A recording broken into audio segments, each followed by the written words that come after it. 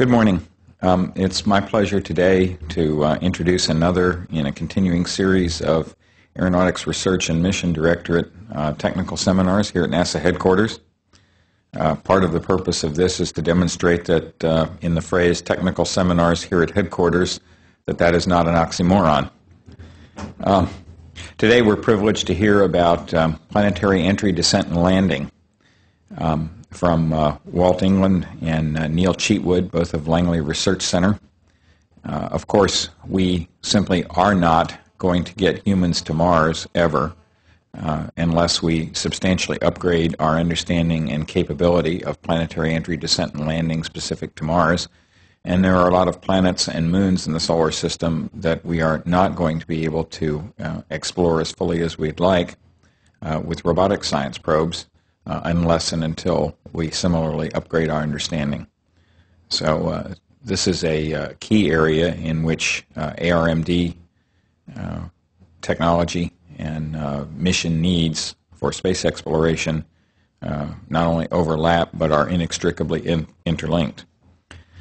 We couldn't have two better speakers than today with Walt England and Neil Cheatwood. Walt is the head of Langley's Exploration Systems Engineering branch, a group whose charter includes development of advanced atmospheric entry, descent, and landing technologies. He's been at Langley for 20 years. His personal expertise is in hypersonic aerodynamics, launch vehicles, and entry systems.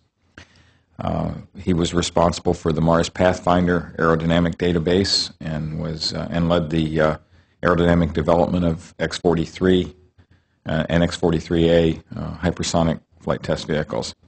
He's a co-eye on the Mars Entry Air Data System, part of the Mars Entry Descent and Landing Instrumentation Project, which will fly on Mars Science Lab in 2009.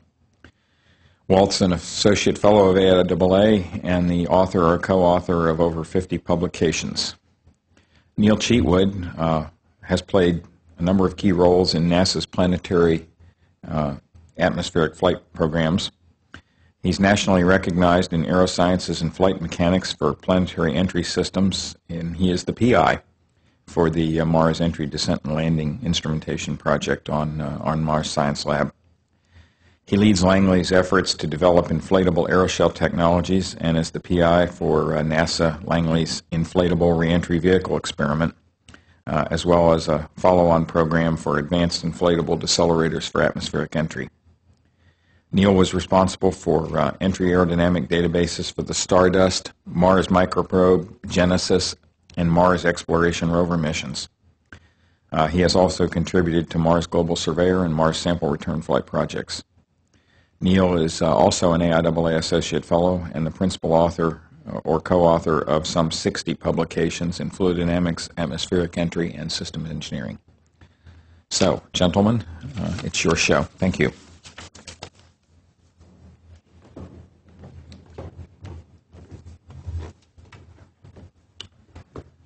Well, thank you, Mike, for the introduction. Excuse me.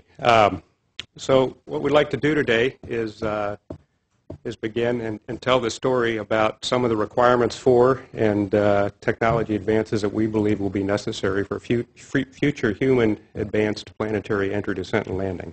So we have first slide, please. There we go. Okay, so as Mike said, we both Neil and I have been involved in a number of robotic mission planetary exploration EDL missions, including Mars Pathfinder dating back over a decade ago. And more recently, we've been involved in some of the Exploration Systems Mission Directorate advanced development for the Orion Crew Exploration Vehicle. So this is a great opportunity for us to come and talk to the Aeronautics Research Mission Directorate about some of these technologies that we hope they are going to work on and help develop that will enable future large mass and, in fact, human Mars exploration. So next slide, please. Okay, let me tell you a little bit how we're going to structure this talk this morning. What we'd like to do is start with a historical review and go back and look at where we've been with, in this case, Mars entry, descent, and landing. Okay, so like Mike said, we have been to other planets, flown through other planetary atmospheres, including Pioneer Venus. We've been to Galileo we've been to Jupiter with the Galileo mission, and recently the Europeans went to Titan, one of the moons of Saturn, with the Huygens. But what we're going to do today is focus on Mars, because with the current exploration vision, that will provide the technology pull for large mass human scale requirements. So we'll talk about Mars EDL, and then I'd like to talk about the current Mars EDL technology suite, which is largely derived from a 30-year-old set of technologies that were actually developed for the Viking missions.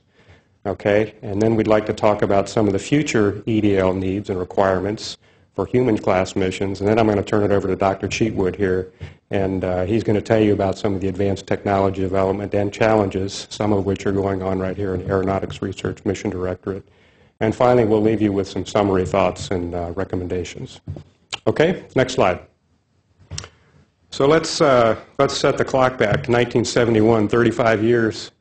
In fact, 35 years ago today, November 27th, the Soviets actually sent 2 probes to Mars that year, Mars 2 and Mars 3.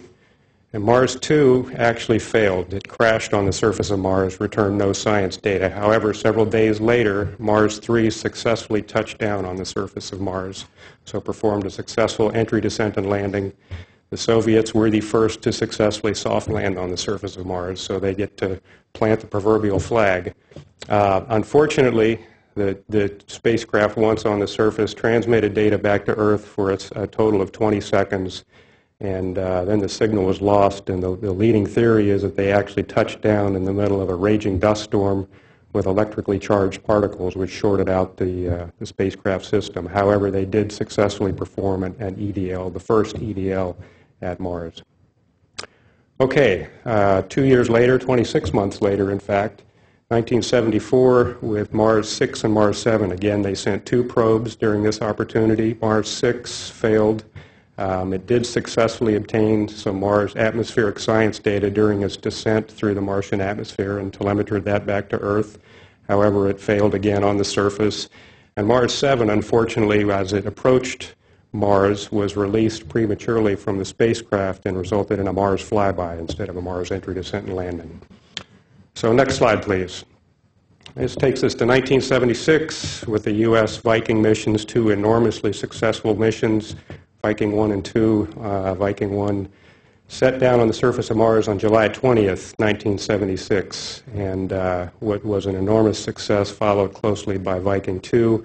This summer we actually celebrated the 30-year anniversary of the Viking missions, and it is amazing the amount of science return that those 2 missions generated, as well as the engineering technology that were generated, and to a large extent we're still living off of today with the our planetary missions, robotic missions we continue to execute.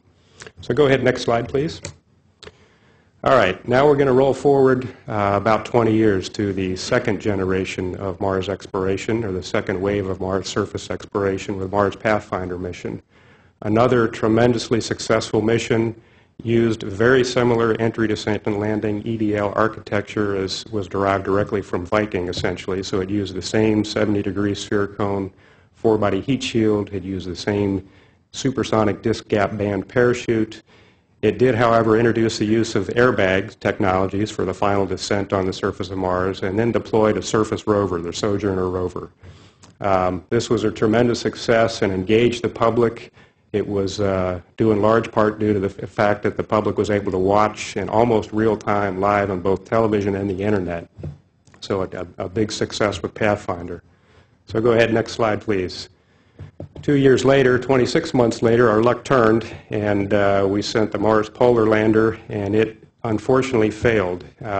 We believe during terminal descent onto the surface of Mars, it deployed the legs and had a premature engine shutdown, and the spacecraft crashed onto the surface of Mars.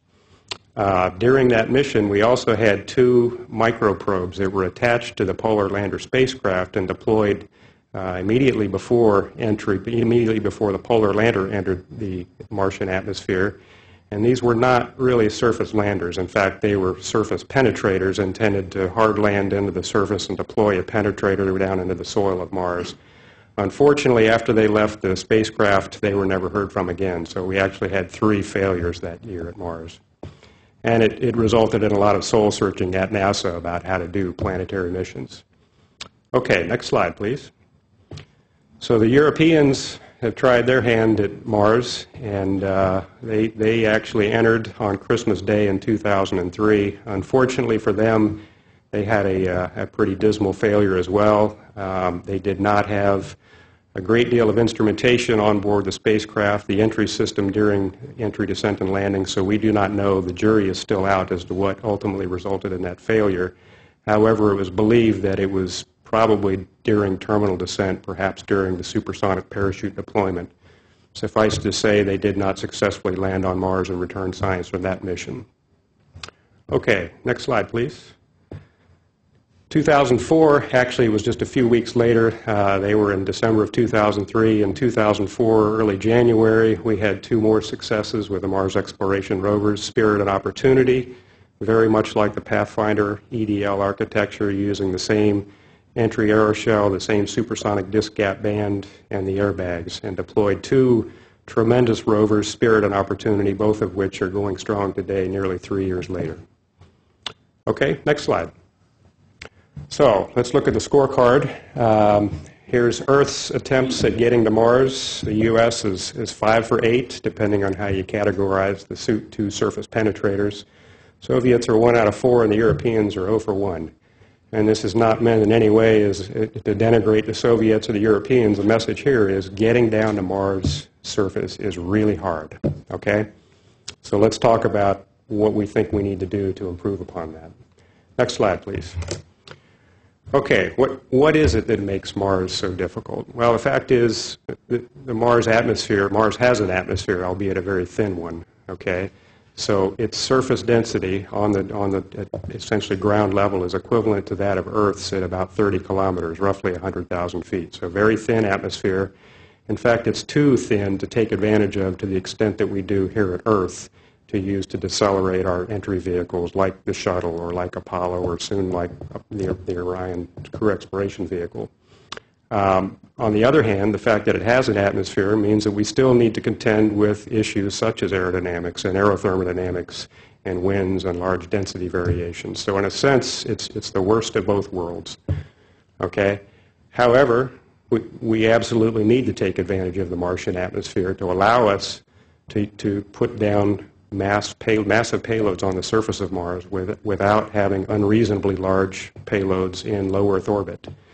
So just as an example, if there were no Martian atmosphere and we received no aerodynamic assistance from the atmosphere, it would take us approximately 20 metric tons in low Earth orbit to put 1 metric ton on the surface of Mars. And that's actually an idealized case for a perfect alignment of the planets and a low energy Hohmann transfer. On the other hand, we believe that with traditional propulsion and high-performance aero-assist technologies, we think we can lower that ratio down to about 5 to 6 metric tons in low Earth orbit for every metric ton on the surface of Mars. And that's close to what we're doing today with the robotic program. So the question is, if we want to put human-class payloads on the surface of Mars, will this architecture, or will an architecture be derived that will work? And so far, all of the architectures that have been developed require the successful deployment or development of at least one low TRL level element. In some cases, many TRL, technology readiness level elements. So there are a lot of promising ideas out there and a lot of cartoons, shall we say. But what we really believe we need is a high-fidelity systems analysis and systems engineering process to guide us to the right EDL architecture. Okay, next slide. All right, let's go back and review the 5 U.S. successes. So Viking 1 and 2, Pathfinder, Spirit, and Opportunity. Okay, this is a topological map of the surface of Mars showing surface elevation. And what I want you to recognize is the fact that all 5 of these previous missions have landed at very low surface elevations. In fact, none of them have landed above -1 kilometer MOLA. So MOLA is the Mars Observer Laser Altimeter, which is actually used to develop the data was used to develop this map. And you can think of MOLA altitude, as it's referred to, as sort of the equivalent of sea level, our Earth's sea level altitude. So everything we sent to Mars has landed below 1 kilometer below that reference altitude. And we need to do that to take advantage of the atmosphere to the maximum extent possible and also the timeline. Well, if we go to the next slide, and we'll take everything above that 1 kilometer, minus 1 kilometer MOLA, and shade it in black. And what you can see is that at least 50% of the planet remains inaccessible if we do not have an EDL architecture that will allow us to get us above that elevation. So not only that, the southern hemisphere remains largely out of reach with the current EDL technology set. So next slide. Okay, in 2009, NASA is actually sending the Mars Science Laboratory mission, which is the agency's flagship mission to Mars. And that mission, that project, is attempting to develop an EDL system architecture capable of delivering 0.8 metric tons, 800 kilograms, to a MOLA altitude of up to 2 kilometers. So if we do that, if we take that same surface topology and shade everything above 2 kilometers, you can see that buys us improved accessibility over the majority of the planet, about 80% of the planet. Okay, next slide, please.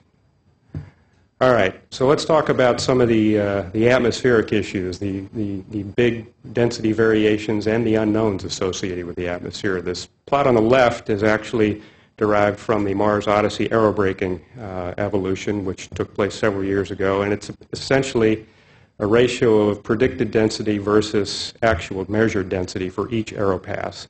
And what you'll see there is a very large scatter in the data. In fact, they had density variations of as much as 40% in orbit to orbit and as much as 100%, plus and minus 100% at the upper altitude. And makes it very difficult to think about sending human-class missions there with that kind of uncertainty in the atmosphere. The plot on the right is actually the density profile vertically from atmospheric interface at approximately 125 kilometers down to the surface. And you can see even down at close to surface elevations, you still see very large uncertainties associated with the atmospheric density. So what this means is we need to develop an EDL system that is robust to large density variations. Unfortunately, robustness typically means extra mass, which typically means extra cost. So, next slide, please. Let's review, okay? All 5 of the successful U.S. missions had landing elevation sites below 1 kilometer, minus 1 kilometer MOLA. They had landed masses of less than 0.6 metric tons, or 600 kilograms, and had very large uncertainties in their landed position. For example, Mars Pathfinder had a landing ellipse, a landing uncertainty of as much as 300 kilometers in a major axis.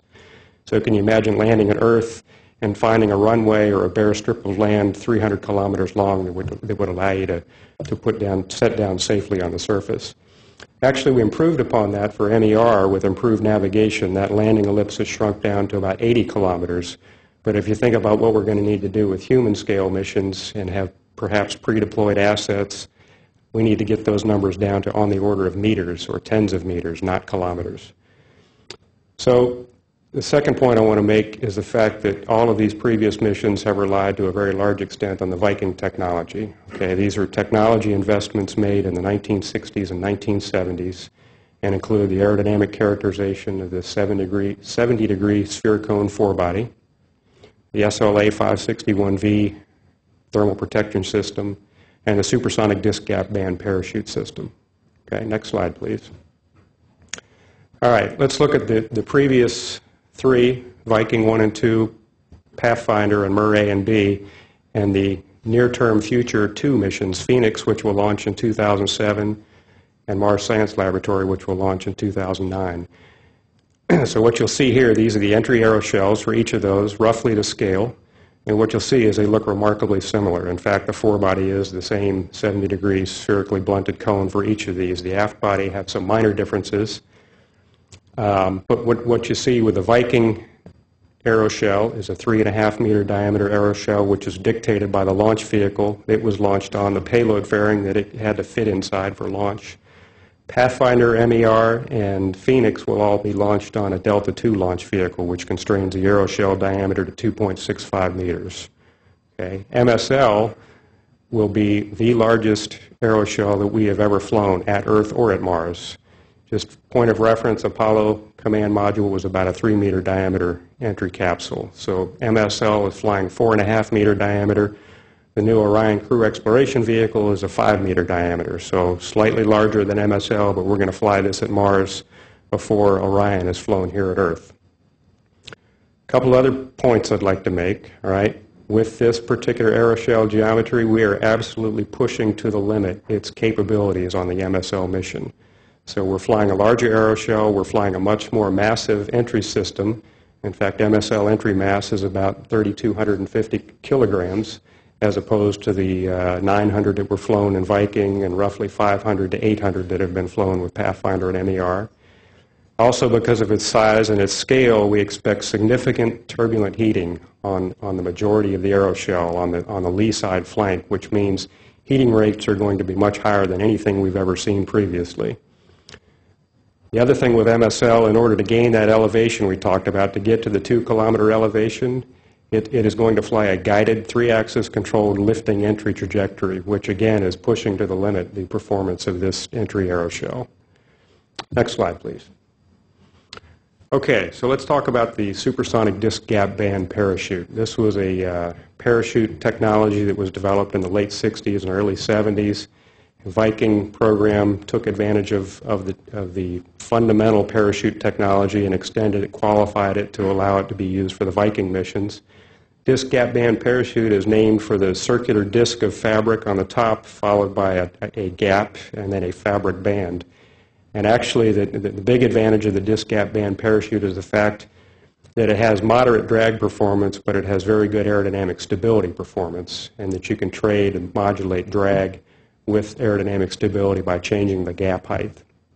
So it has a lot of heritage at Mars at supersonic conditions and low-density atmospheres. It was flown on Viking 1 and Viking 2, Mars Pathfinder, Mars Polar Lander, Mars Exploration Rovers, MER Spirit and Opportunity, and the Europeans actually used it with their Huygens probe. And one of the reasons they've used it to the extent that they have is the fact that it's extraordinarily costly to qualify as supersonic low-density parachute like MER, like the disc gap band.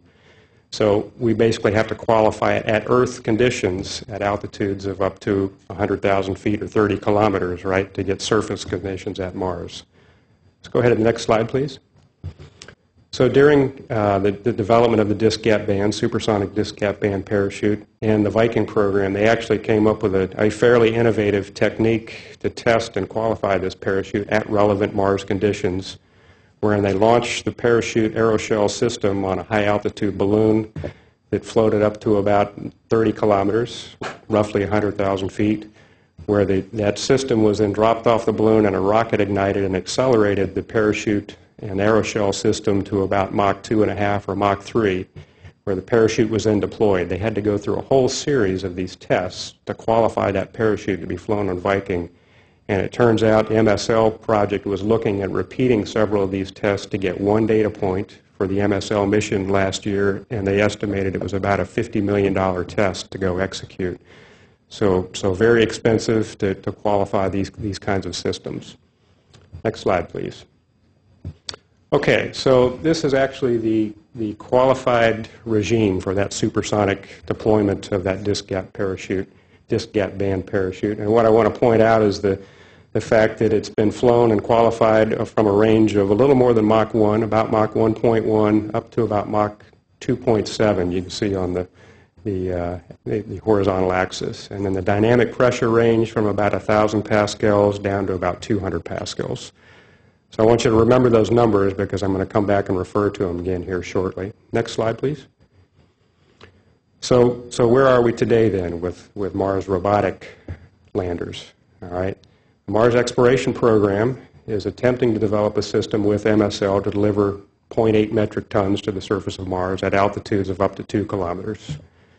Some of the recent design reference mission studies for a Mars sample return, which is the sort of the capstone mission for the Mars robotic program, have shown requirements for Mars surface landers on the order of 1.2 metric tons, so about 50% more than what we're getting today out of our current system.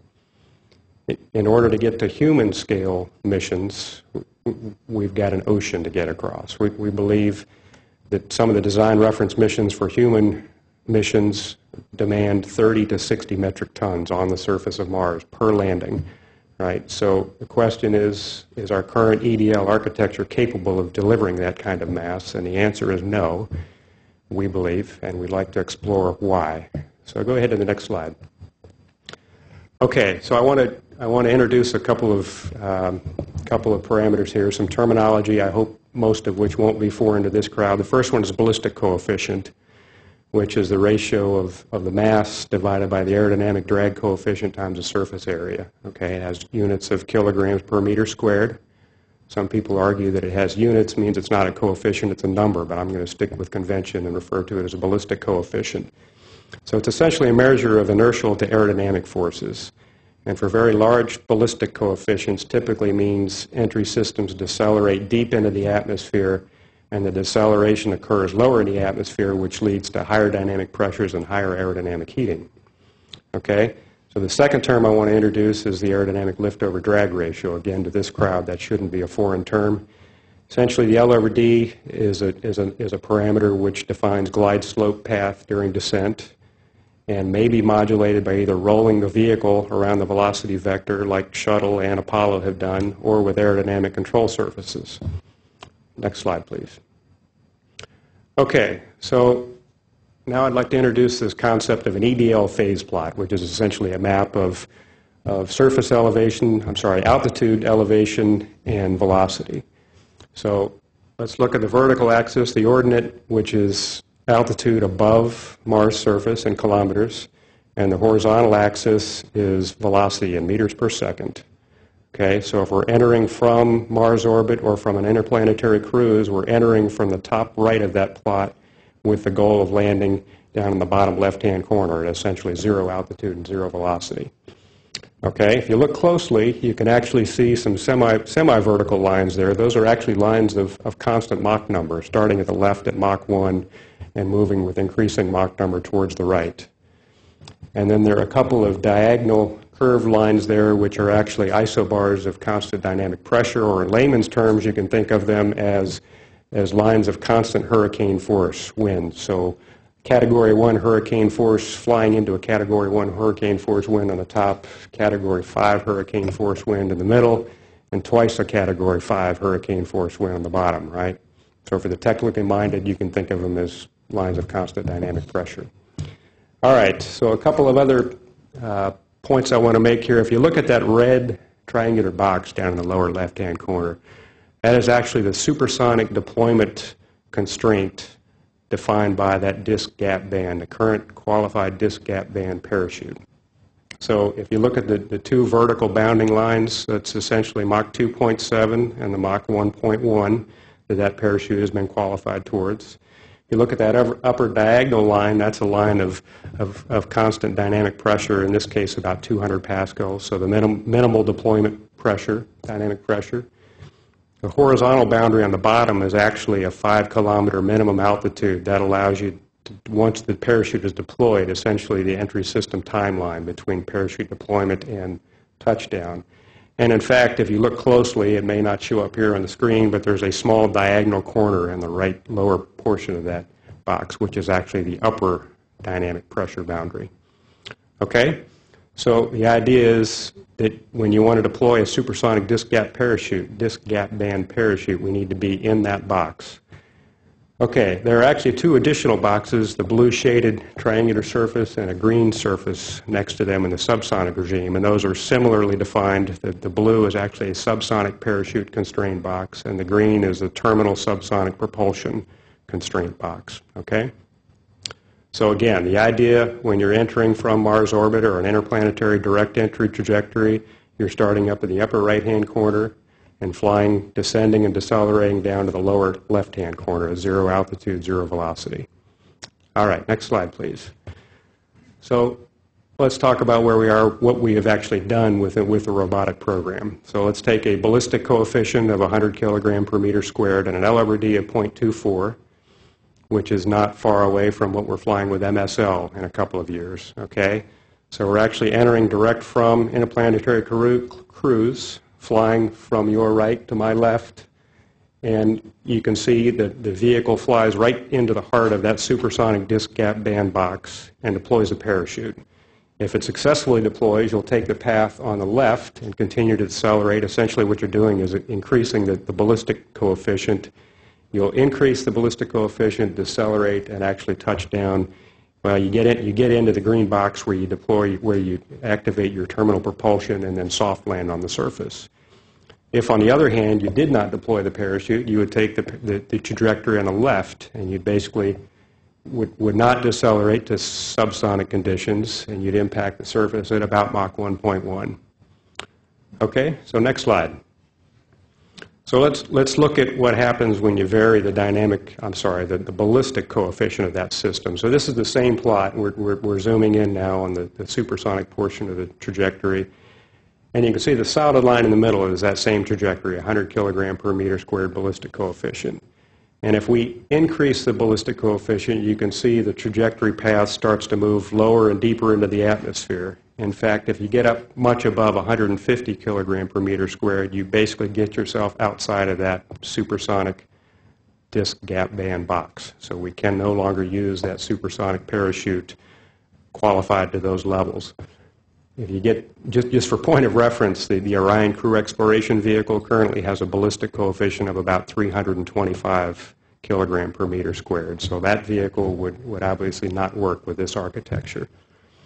So if we go the other way, let's move up that series of contours, basically decreasing the ballistic coefficient from 100 to 75 to 50 to 25. Now basically you get two knobs you can turn with a ballistic coefficient. You can lower the mass, which typically doesn't happen, or you can increase the drag area or the aerodynamic drag. Okay? So if we could get a large aerodynamic surface area, decrease the ballistic coefficient to that extent, we could almost eliminate the need altogether for a supersonic parachute, right? So we're basically flying over that boundary and straight into the subsonic parachute or the subsonic terminal propulsive descent boundary. Okay? Next slide, please. All right, now let's look at how we might use this L/D parameter to improve our performance. So this is a direct entry. Now we're looking at a ballistic coefficient of 200 kilogram per meter squared. And you can see we basically fly way down low into the atmosphere, and using aerodynamic lift now, we can loft the trajectory towards the end of it and get ourselves back into that supersonic parachute deployment box. Now these are idealized cases, and if I were a mission designer, I probably wouldn't count on having idealized performance out of this, and I wouldn't count on having an ideal atmosphere on the day I was actually doing the entry. So this in and of itself probably isn't the answer, but it is a tool we can use, a knob we can use to tune the system. Okay, next slide, please. All right, now let's talk about what we might see with a human class mission, human class masses. So now we're talking about ballistic coefficients on the order of 500 kilogram per meter squared and moderate to high L/D performance for hypersonic system 0.3 to 0.5. And what you'll see here, we're assuming that we're entering from a Mars orbit of about 3.5 kilometers per second and descending deep into the atmosphere and decelerating, but we don't get anywhere close to that supersonic parachute box. In fact, this system, there's a large supersonic decelerator gap, and in fact, if we did not come up with some other means of decelerating, perhaps propulsive, this vehicle would impact the ground at something on the order of Mach 2.5. So that's a bad day for a human Mars mission. All right, next slide. So here's the opposite extreme. Now we're looking at a very low ballistic coefficient. In this case, let's assume we've either assembled on orbit some kind of a large surface area decelerator or deployed either inflated or deployed a rigid aerodynamic aeroshell with a large 30 to 40 meter diameter for this similar kind of mass that we saw previously. In this case, you'll see, just like the previous plots, we basically loft up and over that supersonic box and straight down into the subsonic parachute or perhaps subsonic terminal propulsion. One feature or problem with this system is if you can imagine a 30 meter or a 40 meter diameter aeroshell and any significant winds down at the surface of Mars, and you're going to get blown all over the surface of the planet. So you may end up paying a large propulsive penalty for having to guide you to a precision landing site with a system like this. Okay, next slide. All right, let's talk about a brute force method of doing this. Let's assume we could do it all propulsively. We actually enter the atmosphere and decelerate to some supersonic or even subsonic condition, and then light off an engine and just use rocket propulsion to do our final terminal descent. So a couple of curves here. The curve on the top, the green curve, actually shows the vehicle entry mass as a function of propellant mass fraction. So let's take it as an example. If we had a 40 metric ton system, if you look on the vertical axis on the right, if we were initiating propulsion at Mach 3 conditions, it would require about 22 to 25% propellant mass fraction, so an enormous propellant penalty to be paid by using supersonic propulsion. If we could delay that initiation of supersonic propulsion until Mach 2, that lowers the propellant mass fractions down to onto the order of about 18 to 20%. And if we waited until subsonic conditions at Mach 1 or less than Mach 1, basically we can't do that with a system that's anything greater than 10 metric tons because the ballistic coefficient will drive us to a trajectory that basically impacts the ground prior to terminal descent. Okay, so next slide. So let's talk about the Viking derived EDL architecture and where we are. So we talked about this Viking system that we've been using for almost 3 decades, for more than 3 decades now, and the fact that all 5 of our successful EDL systems have utilized this EDL architecture. If we want to put humans on the surface of Mars, or if we want to do large robotic precursor missions, there are a number of challenges that we believe are out there that must be overcome. So there are a couple of things in particular. The operational approaches, for one, we haven't talked about aero capture, but if we utilized aero capture to get into a Mars orbit prior to descent and landing, there's some significant challenges with thermal protection systems and aero heating. We also looked at the large aeroshell diameter requirements to maintain reasonable ballistic coefficients. So whether you assemble an aeroshell on orbit or you deploy one rigidly or inflated, which Dr. Cheatwood is going to talk about here shortly. Another critical issue which we think needs some attention is the rapid transition, reconfiguring the entry spacecraft from a hypersonic entry system to a landing system. So with our current architecture, we basically take that aeroshell and deploy it right off the front and use the difference in ballistic coefficient between those two systems to allow the aeroshell to fall away. Well, if we had a higher L over D, a slender body entry system, we might not be able to take advantage of that. We'd have to. There are several ways that have been proposed for reconfiguring into a landed system, but I think those are things that certainly need some attention, as well as the issue of supersonic parachute inflation, whether or not supersonic parachutes are even viable with these large mission classes.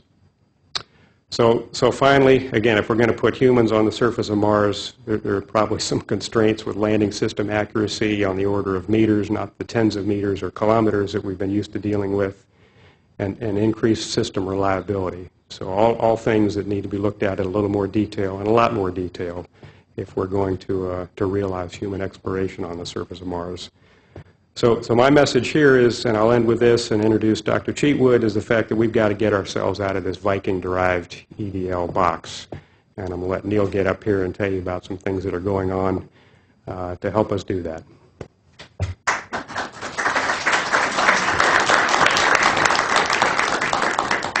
Thanks, Walt. Before I go to my first slide, I think I'll go back a little bit to some of the things that Walt said. Back in '96, we had successful Pathfinder landing.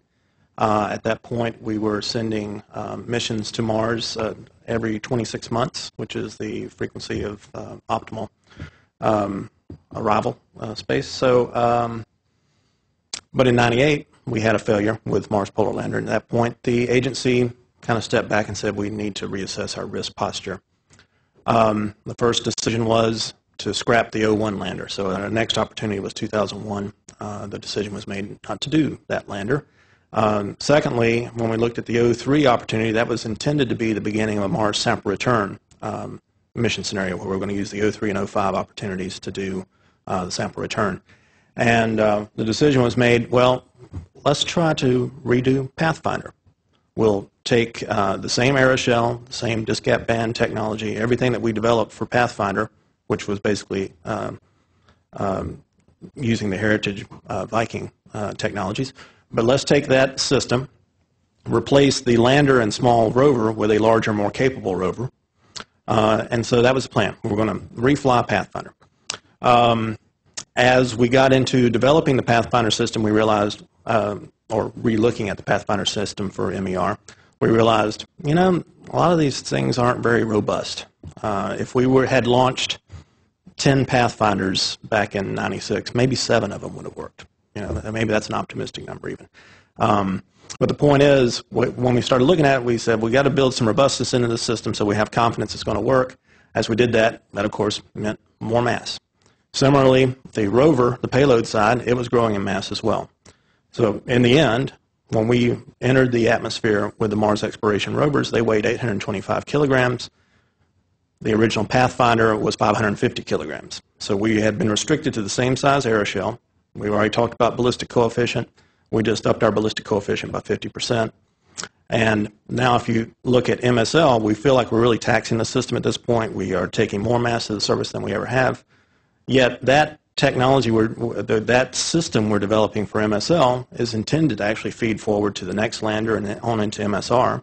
And as Walt showed earlier, the latest estimates for MSR studies are showing a 50% growth on the 0.8 metric tons to a 1.2 metric ton landing mass. So we've already grown 50% beyond MSL, and we've not even started building anything yet. So there's some concerns there. So it's not just the technologies I'm going to talk about in the coming slides are not just about the sending humans to Mars. It's also relevant to near-term missions potentially. Next slide. Next slide. I'm done rambling. Let's see. What I've done here is taken an EDL timeline. This is actually an MSL EDL timeline. And along that timeline, coming from the upper left, is exoatmospheric down to the ground on the right-hand side, lower right. What I've done is just thrown out a bunch of technologies. This is nothing magic. This is just me rattling off the top of my head some potential technologies and tools that we could develop. So the idea here is we have certain technologies that we think could feed forward. We have also some tools that we need to continue to develop because we're actually having to carry some fairly large uncertainties, which also lead to mass increases when we develop these systems. And I'm not going to go through all these, but some of the things are restricted to just a particular phase. For instance, if you look at coupled ablation, where we couple our fluids codes with the ablation product that's coming off the surface and the recession and modeling and all that stuff, that's just a hypersonic entry thing. It's not something that spans the different regimes. However, something like when we concern ourselves with the interaction between the reaction control system, or RCS, and the flow field about the vehicle, that interaction can impact you hypersonically in terms of localized heating. It can also impact you aerodynamically when you go into the supersonic regime. So I'm not going to talk about all of these. The ones I've highlighted in red I'll at least touch on in the following slides. Next slide. One of the first things I want to talk about is the idea of using different shapes. When we go to Mars, as Walt mentioned, the atmosphere is very thin, so our first priority is drag. And frankly, that's why we ended up with a 70-degree cone. When we come back to Earth with sample return missions like Stardust and Genesis, we actually use a 60-degree cone because it gives us enough drag plus some added stability. At Mars, we're willing to say, hey, we'll go with 70 and deal with the fact that we're not as stable, and that's one of the reasons we have larger footprints at Mars than we do at Earth. So drag's the number one thing. But we also need to keep the heating down. We have some very good TPS materials, although we are starting to push them with MSL and the turbulent flow. But the best way to keep your heating down to your payload is to actually reduce the environment you're flying through to begin with, and so you don't rely on the TPS to do it all. In addition, if we start looking at other shapes where we get some lift to drag for control authority, then we have to start considering other shapes beyond the 70-degree cone. We're actually taking the 70-degree cone to a higher angle of attack than we ever have before, and we're starting to get to the end of our comfort zone there. So we have to consider other shapes, and if we need lift not only to direct us to precision landing, but also to buy us back altitude, we may need to do lift to drag modulation, which would mean a body flap. So on the upper right-hand corner, we're showing some concepts for control surfaces that we've proposed for 70-degree cones, if in a situation where we can't get our CG where we need to put it radially so that the vehicle will fly at angle of attack. But also I've shown some lip sled type concept, more slender vehicles that give you more L over D. Now I should point out, the L over D can fool you. If you say, oh, I got more L over D, but typically it's not just that you've upped your L, you've also dropped your D. And so as a result, your ballistic coefficient ends up going up, and so you are actually getting a penalty for going to L over D. And finally, if you look at those kind of shapes in the upper right-hand corner, the more slender shapes, it looks like they got a lot of volume you can use, but you need to be able to, number one, package them so that you get your center of gravity at the point that you need it for the flight, the atmospheric flight stability. And then also you need to be able to actually get from this entry configuration into your landing configuration, which was the point that Walt touched on earlier. Well, let's talk a little bit about inflatables. That's the lower right corner. We certainly can use those to decrease our ballistic coefficient, and I'll be talking about that more. But even there, there's lots of questions we need to answer. And whichever approach we take, we have other issues as well. The interaction of the RCS or the control surface with the flow field is something we have to consider. In fact, we're having to look at that a lot right now with MSL, and it's driven a change to the backshell TPS, for instance. If we go to propulsive deceleration, what's the interaction of that with the flow field? And if we do these flexible inflatables, what is the interaction between the fluid and the structures? And I'll talk about that a little bit later. If we do on-orbit assembly of rigid panels to form a larger heat shield, then we have to worry about the actual joints between those when we're going through the heat pulse. Next slide. Let's talk a little bit about the heating environment. Up till now, we really haven't worried about any turbulence or radiative heating at Mars. However, with MSL, what we have is a larger vehicle than anything we've flown there before. And what we have is an interesting phenomenon where, since it's at angle of attack, there's a long running length going from the stagnation point around to the lee side of the vehicle. Running length is one of the things that drive you to turbulent flow. And when your flow goes turbulent, you get a heating augmentation. And the interesting thing was when we first started running these computations, it's like, oh, the heating is higher on the lee side than it is at the stagnation point. And we actually had folks at Langley and other centers saying, we didn't know what we were talking about. There's no way that could be. So we actually embarked on a fairly extensive wind tunnel campaign and confirmed the fact that, yes, it does transition to turbulence on the lee side. It does give you augmentation heating that's higher than what's on the stagnation point. And in fact, this lower right plot is actually from not from Mars, this is actually from a Neptune study where, because we're coming into a very thick atmosphere at Neptune and a very high velocity, we actually get turbulence almost on the entire wind side of the vehicle. And that turbulent augmentation is a very large factor, as you can see here. The other thing you have to consider when you go to these large vehicles is radiative heating. Now, everybody here has probably sat in front of a fireplace and got nice and warm. Well, you didn't actually touch the flame to get warm. You got warm from the heat radiating from the fireplace. Well, similarly, if you have a large vehicle with a large standoff distance between the vehicle and the shock wave, which is what happens when the vehicle is large, as the flow particles come through the shock wave, they are highly energized. They start dissociating and ionizing, and they get to very high energy states, and they actually start radiating energy. And so as you go to these very blunt vehicles, which even a slender vehicle at high angle attack can present itself as blunt, if it's blunt enough and large enough, we have to worry about radiative heating. Now, we haven't had to do that at Mars before, but we've had to do it on Earth entries. And the point is, you can see, and this is from the same study, the lower left plot, you can see looking at the heat rate, which is the axis on the right, but the two dashed curves, the blue and the green, show the heating rate, one from the standard convective heating like we typically have to assess, and the other is the radiative component, and you can see it's on the same order of magnitude. So as we go to large vehicles, whether they're inflatables or rigid, we have to consider at least the possibility that the radiative heating can become significant. And as an illustration, convective heating actually goes according to velocity cubed. So as your velocity goes up, your heating goes up by cubed. But the radiative heating is on the order of velocity eighth or to the ninth even. So when it starts being important, it becomes really important. Next slide. Well, let's talk a little bit about deployables. It's something that I've been interested in for several years now. And in fact, several years back, we said, well, let's stop talking about it and let's try to do something. And so what we did, first off, we said, look, we got MSL coming in right now, or we're designing it right now. What would be the impact if we were to replace the rigid aeroshell with something larger? And you can see by the comments here in the middle of the entry the velocity has not changed a lot, but the entry mass has already gone from 2,200 to 3,200. So this is a dated chart, but this is intended just to show trends anyway. So all we did was we took our standard input deck for our trajectory code, left everything the same, and just changed the diameter. In other words, changed the A in the ballistic coefficient, M over CDA. So same M, same CD because it's the same shape, but a larger diameter.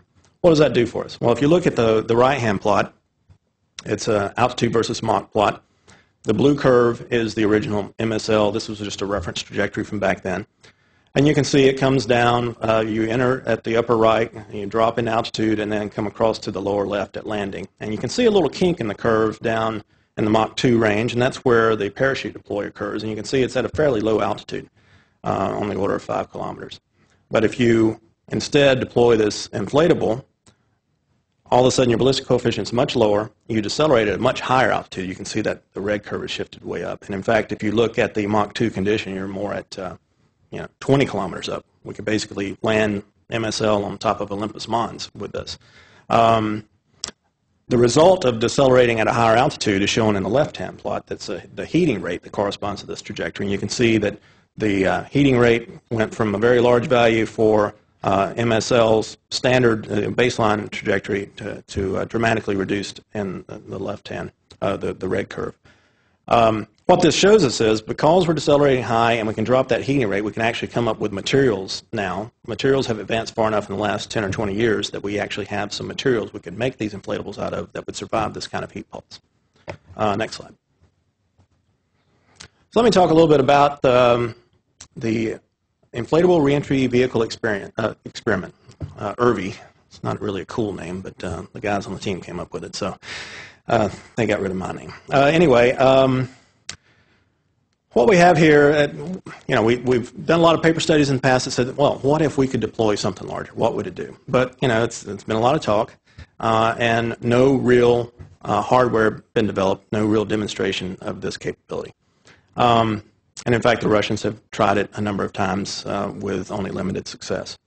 Our approach is a little different from the Russians. They're trying to actually do an inflatable material, flexible material that actually is an ablator, and we're not going that route. We think we can make the vehicle large enough in diameter that it will decelerate high enough that we don't see the high heating rates and we don't have to worry about ablatives. But anyway, let's go back to IRVI. Basically what we wanted to do is it's a concept system, systems concept demonstration that we can build an inflation system. We actually, in this case, are launching on a sounding rocket out of Wallops. It's a suborbital flight. We go exoatmospheric. While we're exoatmospheric, we actually deploy, inflate, come back in, and then we actually have it instrumented, and I'll talk about that in a little bit, but we can basically measure the aerodynamic performance of the inflatable, because the question is, does an inflatable act like a rigid? Is it stiff enough in the flow field environment that it acts like a rigid? And then we just wanted to do an end-to-end demonstration of this. Next slide. So this actually is the mission timeline. As I said, we launch on a very small sounding rocket, actually the smallest one they have. That's offered some interesting challenges because if from the previous slide you could see that the stowed volume actually fits in like a 15-inch diameter cylinder. And from that, I'm mixing measurements here, but from that 15-inch diameter, we actually deploy to 3 meters. So it's only order of magnitude change in diameter.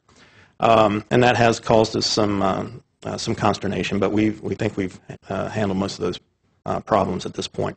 So we will launch off of a sounding rocket. We'll separate from the telemetry module and the nose cone, and then while we're outside the atmosphere, we will actually deploy this device and inflate it to the desired pressure before we come into the atmosphere. And then we'll actually go through the pressure pulse heat and what little heat pulse there is. And at that point, the experiment's over, and several minutes later, it actually will drift all the way down to the surface of the ocean. Next slide. I didn't mention instrumentation. We did a lot of lab tests to understand the contact resistance between these various layers. I should talk a little bit about the system. On our outer layer, we have a couple layers of Nextel. That's our heat shield material. It's a ceramic fabric. It's an open weave. So behind it, we had to put layers of Kapton film to prevent the hot flow from actually getting into our structure. The structure is made of Kevlar, and in fact, the innermost part, the bladders, which contain our pressurized gas, are silicon-coated Kevlar. These are not exotic materials. There are more exotic materials that can handle more heat, but again, we were just trying to do a bare bones. It was a fairly low budget operation. We had a bare bones attempt to show what we can potentially do with a system like this. But even though we didn't have a lot of budget, we did realize the real importance here is to be able to calibrate the tools we use to design this. And so what we did was we put in-depth temperature sensors, thermocouples, so that we can actually verify the response that we predicted through the depths of these layers. We also have a surface distribution of temperature that we can calibrate to. We have a convenience we don't have on Mars in that in addition to our IMU, we have a radar track. If we could set a couple of radar installations at Mars first before we went in, we could do a really good reconstruction, but we don't have that luxury. We do have it here. We will be able to reconstruct the trajectory, get an angle of attack history, but also, more importantly, assess the drag performance of this thing. Does it act like a rigid? And then finally, on the back side, we actually have mounted cameras so that we can get a stereophonic image of the back shell, and we'll actually be able to pull out some of the modes of structural deflection if there are anything significant there. Next slide. As was mentioned, I'm the principal investigator for this, so as a proud papa, I felt like I should show some photos. But this is the real Irby flight hardware.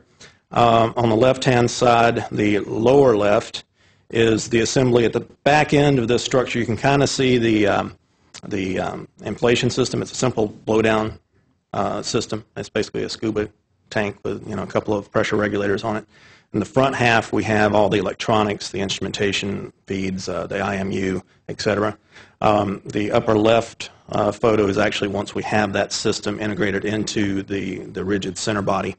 The upper right image is the inflatable at ILC Dover, at the acceptance testing. ILC Dover, the folks that built the airbags for Pathfinder and MER, also were the ones we partnered with to actually build the inflatable. And then the lower right was after a successful deployment test at Langley in our 60-meter vacuum chamber. Next slide. I don't want you to think I'm Mr. Inflatable Boy, so I wanted to move on to something else. Going back to the parachute. Walt mentioned that for MSL they had looked at investing say $50 million in a test to actually push the envelope for the supersonic disc gap band parachute. There's some issues with that. If you look at this plot here, I've plotted the drag coefficient versus Mach number, and just focus on the black curve. But you can see a couple things there. One, there's this drag bucket, and I'll talk about that in a little bit around the Mach 1 transonic region. And the other is, suppose we could go beyond Mach 2, Mach 2.5, Mach 3. You can see how the drag coefficient's falling off. So even if you could go to those higher conditions to deploy, you would have to make the chute even bigger just to keep up with the CDA that you'd like to have. And if you want to increase it further, you have to go to even larger size. In addition, the materials we've traditionally used for parachutes are not that great with heating. So as we go up in Mach number, the heating's going to go up, and there is a real thermal concern there. Next slide. So what I've done here is taken that same black curve and plotted it against the drag coefficient for several rigid shapes. And I'd say rigid shapes. I actually pulled this data from the Mars microprobe database for the 45-degree cone. The 60-degree data is from Stardust Genesis, and 70 is Viking data. And let's talk about a few things. Like I said, it's from the rigid, it's a rigid aeroshell, but we expect that we can pressurize this system enough that we get stiffness sufficient to give us similar drag performance. And there's a few comments I wanted to make here. The first one is we don't have this transonic drag bucket, as you can see. And that's actually significant. When we talk about a Mars entry, the timeline is critical. We actually, when we design an entry, we say, okay, we want to be here, and then we start marching back. Well, it takes this much time to do this much time to do this, and we hopefully don't run out of time before we run out of atmosphere. But in that timeline sequence, right now, what we do on the entry systems is we deploy the parachute in the Mach 2-ish level, and even though we're decelerating under that chute and we'd like to get rid of the heat shield as soon as possible because of thermal soak back, we actually hold on into it till about Mach 0.8. And one of the reasons is we don't want to release that heat shield expecting it to fall away right when the parachute stops giving us the drag we expect so that it recontacts us. So that's a significant, I won't call it a feature of a parachute, but it's a significant characteristic of a parachute that we can avoid potentially with these inflatables. The other thing is you can see across the board, we see higher drag coefficient with these inflatables than we do with a parachute. And that's because a parachute's fairly inefficient. It's actually spilling flow over the edges all the time. So the drag coefficient's higher. That means for the same CDA that we'd like to have, we can actually make this thing smaller. Now, its aerial weight is much higher than a parachute, but hopefully we can mitigate some of that. The next thing is, as not only is it higher in general, it also maintains that higher level as you go up in Mach number. Now, the 45-degree cone will tail off some, but you can see the 60 and 70. Basically, we could go up to Mach 4, Mach 5, and still see the same drag performance. The final thing I wanted to talk about is actually the stability of this thing.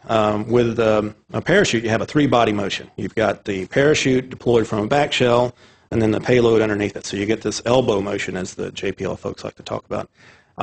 You don't get that with these because you don't have three bodies. You've got the single body with an inflatable that comes out from the payload. You don't have this flow in between them.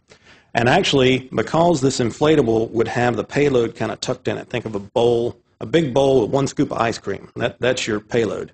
You know, it's not. Whereas Irvy's got like about 4 or 5 scoops of ice cream, which is looks like a sombrero. But this is think of a bowl with an ice cream scoop in it. Because you don't really have an aft body to act on, you don't have the dynamic instability concerns that we have with most blunt bodies. So if you know much about EDL, you know that we added for Stardust, we added a drogue chute because the vehicle was going to go to higher and higher angles of attack. That was a dynamic stability concern. With Genesis, we had to go even higher in Mach number for that drogue chute to make it work. We've seen the same growth with all of our probes at Mars. But what we do to characterize that is we'll actually go to a ballistic range. Like there's one at Eglin, there's one at Ames, there's one at Aberdeen near here. In those ballistic range, we'll fire a shot out of a cannon, basically, and at 50 stations down at Eglin along the way, we'll take a vertical and horizontal picture. And so you'll get an orientation history, and with the time staffing, you get a velocity history. And we can do a reverse engineering reconstruction of that and actually come up with what was the drag performance. And more importantly than the statics, we can actually pull out, is it dynamically unstable or not? This image you see on the upper right here is actually where we tested the Irvy shape. And this is, I've done ballistic range tests for Genesis, Stardust, MER, been involved in a number of these things. And I will tell you, this is the first time I've gotten an image back from the ballistic range where the vehicle is flying at 0 degrees angle attack. That's how stable this thing is. This is not a coincidence. This thing is that stable. So we think it'll be much more directionally stable than a parachute. Next slide. There's a lot of words on this slide. I'll try not to read them verbatim. But I mentioned earlier fluid structures interaction. We looked at fluid structures interaction actually historically for airplanes. Transonic wings, rigid wings at transonic flight. That's aeroelasticity flutter. We haven't traditionally worried about them, FSI, for these large vehicles, large blunt vehicles at Mars, although we have had to consider the stiffness of the structure for MSL because it's getting so large it actually was starting to bend. So we started considering it there. But actually the big thing is when MSL decided they couldn't afford to push the envelope for the supersonic parachute, they actually started investing in a coupled computational fluid dynamics, finite element code matching, and that's the FSI. So we're trying to start looking at that. So this is actually something that we need to look at for supersonic chutes. We We need to look at it for any inflatables we might want to look at as well. And why do we want to do this? Well, if we have that capability, we can take existing data we have in the wind tunnel and try to make sure we're getting the physics right on that, and then we try to take it to flight. Because what we want to do is try to optimize the design before we commit to an expensive flight test. And we want to be able to take subscale test results and scale them up to full scale, and then use that full-scale information once we do have some test data and use that for qualification testing of new designs. So there's a desire to really develop this code. And I have to tell you, right now, the capability is not there. In fact, we kind of say for CFD in this case, it's color for dollars. You know, it's just pretty pictures. We don't really believe what we're getting yet. But with data from various missions, like IRVI will provide us some data on that. With continued work and ground-based facilities, we hope to get there for inflatables. Similarly, those type things are going on right now for parachutes. Next slide. I'm not sure if Walt actually talked about supersonic propulsion or not, but he did indicate subsonic propulsion. If we can come in with some of these systems, we might be able to actually eliminate a system. So if we could take our hypersonic entry system down low enough and bring our propulsive system up high enough, we might be able to close that gap and not have to have that parachute in there at all. I'm not sure if we can get there and at what masses we can do that, but it is a possibility. The nice thing about propulsion is you can, if you've got enough propellant and you've got enough control authority, you can do a much more precise landing than relying on the aerodynamics. In fact, the aerodynamics and the winds now become a secondary effect. The propulsion takes over the whole thing. And so there are some real advantages here. The disadvantage, of course, is it does take propellant. And Walt illustrated that earlier about the mass fraction required to actually just ignore the atmosphere. And I would actually say it's probably even higher than that number, because that's as if there's no atmosphere there. The fact is there is an atmosphere there, and even if you're not using it, you've got to account for it in terms of the aerothermal environment, et cetera. Other disadvantages is we don't really know. So we're saying supersonic propulsion. Well, that means you're firing a supersonic. You're firing your rocket into supersonic flow coming this way. Well, how stable is that plume in that environment? And also, if you've got to worry about the RCS flow interactions. The same thing we're looking at for MSL, but even greater potentially. And finally, here you are now. You're firing this engine, and you're actually flying into the burnt products. So you've got to worry about contamination on your lander. Next slide. Walt also mentioned this, with Pathfinder, Polar Lander, and even with MER, our landing ellipses are on the order of 100 kilometers or more, and that's indicated by this largest ellipse that you can barely see at the outer regions here. With MSL, through improved interplanetary navigation and through our lift vector enabling us to use guidance to direct the vehicle, we can get it down on the order of the 10-kilometer ellipse or circle shown there. But that's not where we need to be for humans, because if we have to pre-deploy assets, so maybe we split it up to have really heavy entry vehicles that land with less precision, and then we bring in the crew in a smaller vehicle that we can use the aerodynamics to get us close to it, we really need to get on the order of tens of meters in that kind of precision. We're just not there.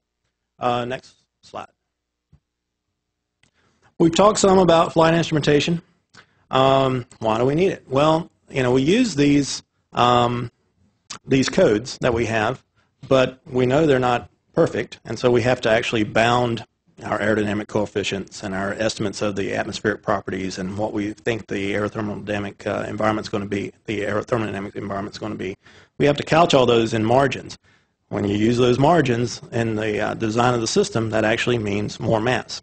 And we have some pretty large uncertainties on some of these things because we're doing things on MSL we haven't done before. We haven't worried about turbulence before, as an example.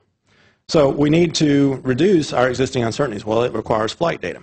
Now, we've had a number of missions and recent opportunities that basically had no flight data. And to me, the one that really irks me is this last one I've got listed here. Huygens, they actually did have 2 thermocouples, and right before entry at Titan, they just said, well, we're not going to turn them on. We're not going to collect the data. So that's unfortunate. Next slide. But the good news is, as was mentioned earlier, we do have Mars EDL instrumentation that is now going to fly on MSL. And this is due largely to the fact that three directorates here have worked very well together to get this to happen. ARMD, SMD, and ESMD are making this happen. Now, we're kind of late in the mission, so we can't really put anything on the back shell, but on the forebody, we've got a nice little instrument suite here, 7 TPS plugs and pressure ports. What that means is within these TPS plugs, we can actually have stacked thermocouples, and we'll also have a recession sensor that kind of sticks up and burns away as the material recesses. We'll have those located in this region where we're predicting high turbulence, and we'll be able to then verify that we did, in fact, transition to turbulence and determine the heating level rate that we see from the turbulence, and also verify the material response. The pressure ports are linked to a set of transducers, and that system will serve as the first FAD system on Mars. And that flush air data system will allow us to decouple the aerodynamics from the atmosphere. Right now, when we reconstruct a trajectory, we basically assume perfect aero and work with it that way. But this will allow us to say, well, this was the density component, this is the wind component, and this is the alpha and beta. So it's a very exciting opportunity. I'm glad to be involved with that. Next slide. My summary comments, we've told you about where the EDL technology toolbox stands now. It's largely a Viking heritage with some recent investments to expand its envelopes a little bit. But we can't get there from here unless we invest in future technologies and tool development. We can't just come up with a technology and say we're going to fly it. It really needs to be flight qualified technology. So there is an investment to make, not just in the design, but actually a test program that shows it's going to work. We need to improve our tools, as I've mentioned earlier, but the best way to improve the tools is to get flight data. Now, with that, I'm going to turn it back over to my colleague, Walt England, who has rejoined us on the stage here, and he's going to make some final comments. Okay, so let me let's share a few final summary comments and thoughts with you. Go ahead to the next slide. Next slide. There we go. Okay, so you've seen all of this. We've talked a lot about these different technologies and the fact that we've been flying the same EDL architecture for 3 or 4 decades now. We believe what being the agency, need to do is look at a detailed EDL system architecture study and define credible EDL system technology requirements for human class and large robotic missions. Okay, we need to take that architecture and define the technology development paths. What is it going to take and how long is it going to take to develop these technologies, and decide what the right set of technologies are. These candidate technologies might include things like these rigid deployable aeroshells or inflatable aeroshells like Neil's so fond of. Supersonic parachute, is there anything left to be mined out of that? Supersonic propulsive deceleration may be the brute force approach, but if you think, just like Neil said, about flying supersonically through a wake flow and all the controls and aero-propulsive interactions that go on with that, I think there's a whole lot of technology investment and research that needs to go into developing both the experimental and the computational capabilities to be able to define that kind of flow structure. So there are a whole host of candidate technologies. There may well be others out there. We believe Aeronautics Research Mission Directorate can help identify and promote and develop those technologies. We also think we need to make some pretty significant investments in the tools and the models, aerodynamics and aerothermodynamics, atmospheric density and winds. All of these things, the tools and models that we have for Mars right now are based on technologies, again, modeling again, that was developed back in the days of Viking, so 3 and 4 decades old. So with that, I think we'll end. Again, we appreciate the opportunity to come here and talk to you today. I think we'll turn it back over to J.D. and take some questions. Thank you, Walt. I'm J.D. Harrington. I'll handle the question and answer portion of today's session. If you would, before you ask your question, wait until the microphone gets to you and then introduce yourself as well. Are there any questions here at the headquarters? Okay, we can come over here. Hi, Murray Hirschbein, ARMD. Hi, Will. When you folks looked at the large inflatables, did you also pay any consideration to the static stability and rigidity, and what kind of pressure you would need on the inside to do it? And if you did, what the further implications may be from the surface heating on taking that pressure higher than you wanted it to be? I mean, some of these things are going to be really tough to scale beyond a few meters. Well, I can tell you in the case of IRVI, what we have is a regulator system that keeps us 3 psi above ambient through the entire trajectory. And in our tests that we've done, we've seen that stiffness is, even at the hinge point where the inflatable attaches to the center body, we're in pretty good shape. But you touched on a real issue here. We've not looked at that at to any fidelity yet. That would be part of these system studies. Do you have any idea what the pressure would need to be at, say, a 60-meter for a human-sized system? I would think it would be, as far as the pressure, it would be whatever the dynamic pressure we're seeing flying through, and then you've got to up that. So it's a delta on that, based on some previous literature, but we've got to investigate that further. Yeah, and I think that's an area where an investment in fluid structures interaction would help identify those kinds of requirements. Okay, are there any other questions? I have one or two that was emailed in. The question is, the EDL problem is critical for human missions to Mars due to the very high mass entering the Mars atmosphere. However, this is a round-trip session, so how could the requirements for an orbiting Mars return stage with an Earth EDL system affect your analysis? Well, so the requirements for Earth are very different than they are at Mars, due largely to the fact that Earth has a fairly significant, very dense atmosphere, and we know to a large extent how to fly through the Earth's atmosphere. So yes, we believe the requirements for the Earth system would be very different from that of Mars. Whether or not we could design a system that would be capable of flying through both atmospheres, or we'd have to have two separate EDL architectures and two separate systems remains to be seen. But I think that's an area where these big system architecture studies can identify requirements for future EDL architectures, both at Earth and at Mars. One more question here. Since we want to land at a precise location on the Martian surface, is there going to be an issue with being too efficient and decelerating too fast or going too slow at too high an altitude? In other words, gliding to the landing site? Well, certainly, if you go back to the plot I showed about MSL increasing it to 15 meters, we certainly wouldn't advocate decelerating up to at 20 kilometers being ready to deploy a parachute. That is too high. We do need to tailor it to a given application, but it's going to be application dependent. If we're taking this mass to this elevation, we need to size the whole EDL system accordingly. Any questions from the audience here? Stand by for just a moment. The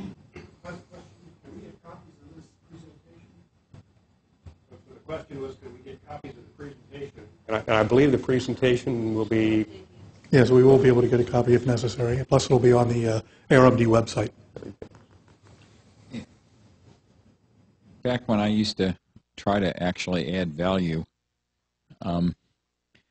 in one of the many studies that were done on this stuff in earlier years and even earlier decades, I at least became somewhat enamored of bent biconics as an approach at Mars, because your own charts show that when your L over D's are in the 0.4, 0.5 range, it's really tough to get the kind of control you need. But with that planform, you can get up around hypersonic L over D's of closer to 1, and then you have the possibility of really flying an entry corridor within the Martian atmosphere for a very lengthy period of time, ultimately nulling out most of your forward velocity, and then now you get it within the range where you really don't need a parachute, because all you have is a vertical descent and landing from some altitude that you choose depending on the requirement. I didn't see anything in your talk about really looking at things from that point of view. You doing any thinking along those lines, or has that been found to be worthless? Absolutely not. I think there is a requirement that we go and look at higher performance shapes, and certainly the bent biconics fit into that class. We've looked at slender mid L over D and high L over D. In the hypersonic world, that's typically defined as on the order of 1, so not a high performance glider. But like Neil said, the problem is it's not just the L over D, it's the L over D and the D. So we're actually working the exact opposite problem that aerodynamicists have worked for 100 years, right? We're trying to maximize D as well as keep the L over D at reasonable levels. So with a bent biconic, you might get the L over D performance, but you don't necessarily get the D that drives the ballistic number. So we think that's part of the architecture study. There are high-performance mid L over D and high hypersonic L over D shapes that need to be explored. But for a given L over D, the drag is going to basically trade off against heating. Absolutely. And so, you know, to a certain extent, it adds mass to deal with thermal control, but to a certain extent you can decouple them a little bit. Another way to go at this might be to look at what kind of an L over D do I have to have to minimize total system mass, L over D and drag, L over D and ballistic coefficient, to minimize total system mass, and then say to the designers, okay, these are the numbers I need, design me the plan form that gives it to me. And that is precisely the architecture requirements study that we think needs to be done. Okay, well, we're going to be kicking off a Mars architecture study in the not very distant future at all, so you may get an opportunity to throw in. I just was, if we go at it from a different direction, you might come up with some other thoughts. Right. Anyway, just a thought. Thanks. Any other questions? We have one more over here in the third row.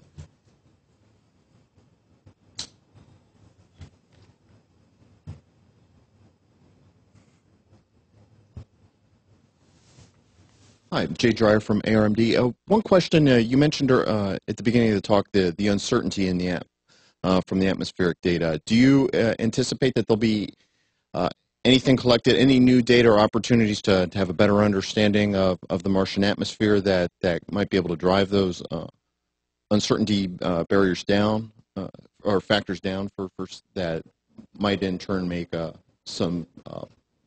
allow you to make some trades into your EDL system? Absolutely. So right now, orbiting Mars is the Mars Reconnaissance Orbiter, and it does have an atmospheric science instrument on board that spacecraft. So it's taking a multi-year atmospheric sounding and will help improve the existing Mars atmosphere models. There is a 2013 mission opportunity where they're actually developing the science requirements right now, and included in that are some additional atmospheric measurements that would enable some of these types of EDL systems. But you're absolutely right. The atmosphere, knowing the atmosphere to a much more precise extent than we do today is critical to sending humans towards Mars. And if I can add to that, with the MSL instrumentation that we're doing, with the FAD system, we will, along an MSL trajectory that is both going to give us the vertical component for that trajectory, but also it has a lofting feature that gives us a fairly long horizontal run. We will gain a lot of data in that fashion from the FAD system. All right, any more questions? One more here, and we'll try. Could packaging all of this into a launch vehicle, you mentioned that during your presentation, affect your decision on the very best possible EDL system that we can design, and particularly for science missions or for human missions for that matter? How much emphasis do you put on meeting the criteria for the launch?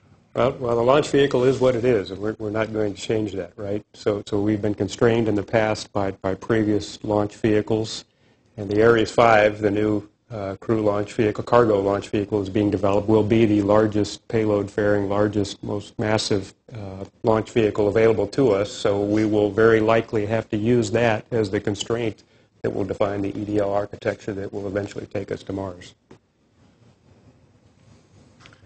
Okay, seeing no further questions, that's going to conclude today's presentation. I'd like to thank Walt England and Neil Cheatwood for their time today. Thank you. And if you'd like more information about NASA's aeronautics programs, go to www.aeronautics.nasa.gov. Thank you.